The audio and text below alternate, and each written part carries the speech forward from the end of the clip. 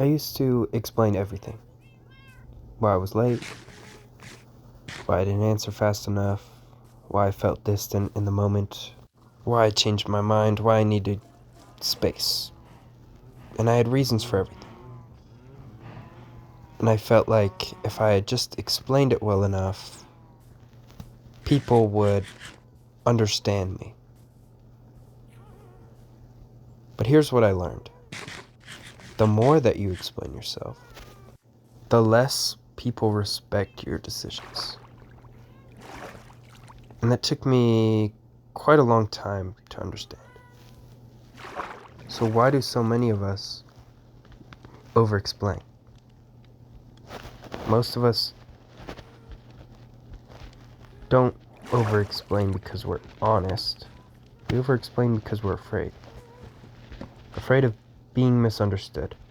Afraid of being seen as the bad guy. Afraid of losing someone. Afraid of disappointing. It could be so many things, right? So we start building a case for ourselves. We try to justify our every move, and we defend every single boundary. We soften every no instead of saying, sorry, I can't make it. Actually, matter of fact, we say, I'm sorry. See, I just did it right there.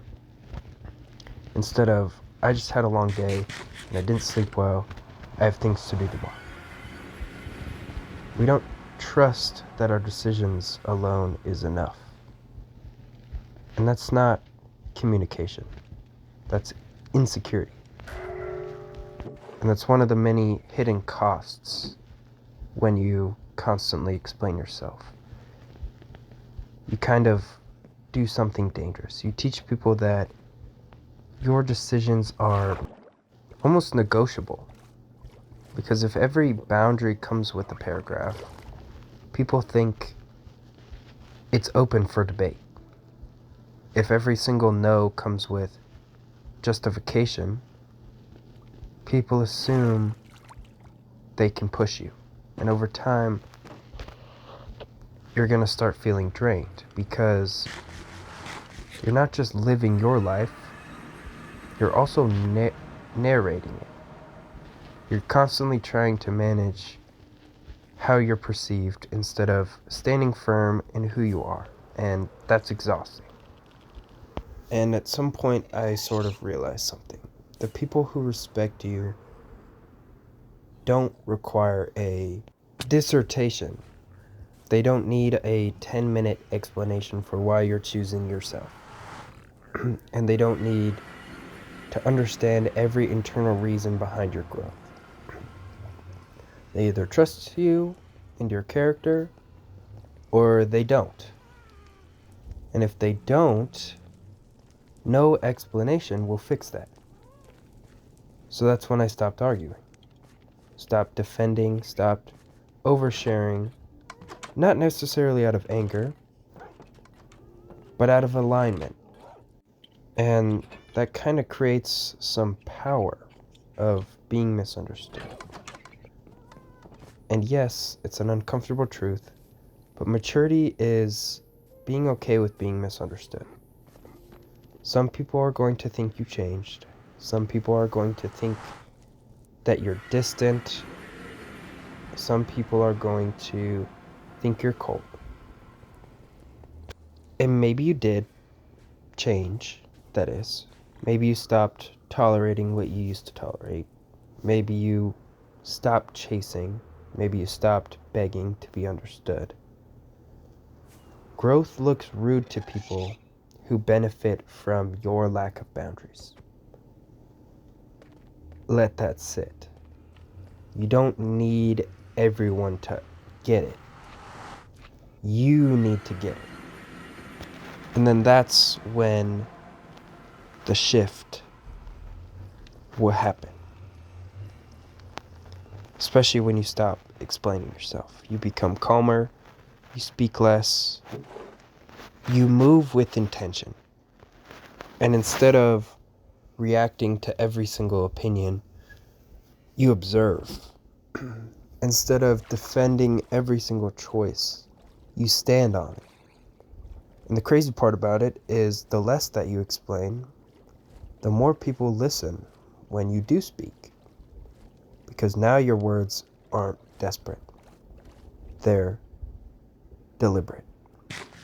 And sorry, I want to clear something up real quick. The difference between communication and over-explaining. Let me be very clear. This isn't about shutting down. It's not about being emotionally unavailable. It's not about being or avoiding the hard conversations. Communication is healthy, simply put. Over-explaining is fear-based, simply put. Communication sounds like, this is what I'm choosing. Over-explaining sounds like, please don't be mad at me for choosing this, right? Similar, but different. One is grounded, the other is seeking permission. And I'm not telling you have to be perfect. I'm far from perfect at this. I mean, as you can see, I messed up in the video talking about it.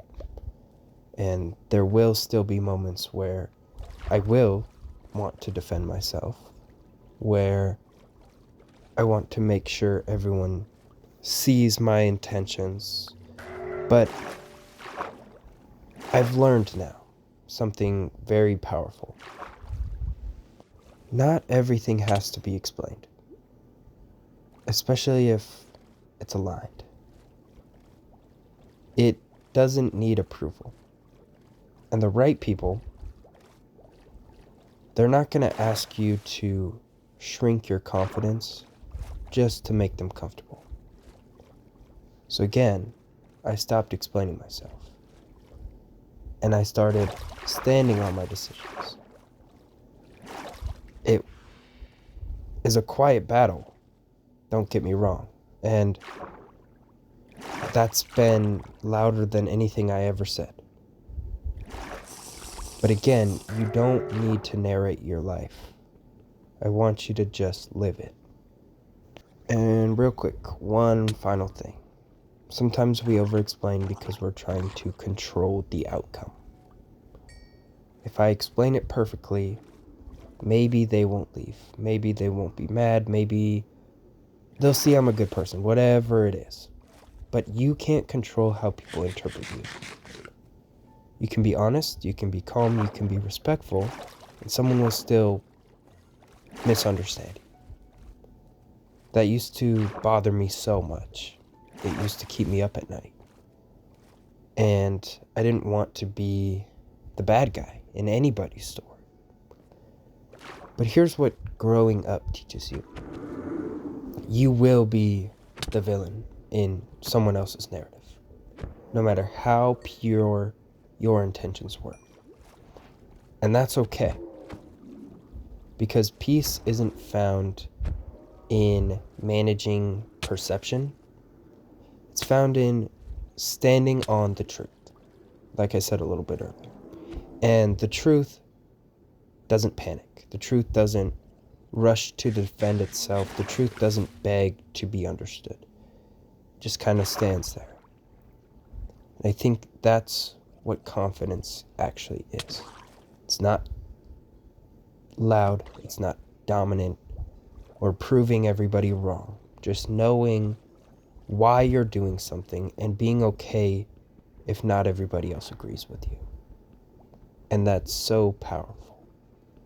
And I think a lot of us, especially in younger ages, are transitioning from wanting to be liked to wanting to be respected. And sometimes respect costs approval. But I'd rather be respected quietly than understood temporarily. So yeah, I stopped explaining myself. Not because I don't care, but because I finally do. That's all I have for you today. As always, stay rolly.